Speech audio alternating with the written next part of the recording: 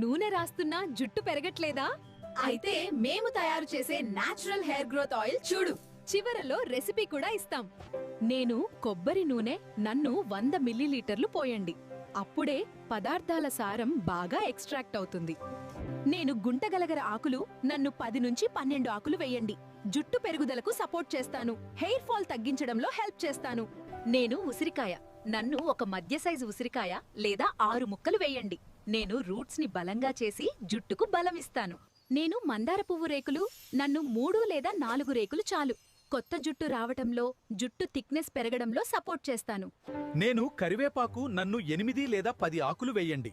Hair fall ను control చేసి scalp ని హెల్దీగా ఉంచుతాను. నేను మెంతులు నన్ను ఒక చిన్న టీ స్పూన్ వేయండి. రూట్స్ ని బలపరచి జుట్టు స్మూత్ గా ఉండేలా చేస్తాను. అన్ని పదార్థాలు నూనెలో వేసి తక్కువ మంట మీద 10 నిమిషాలు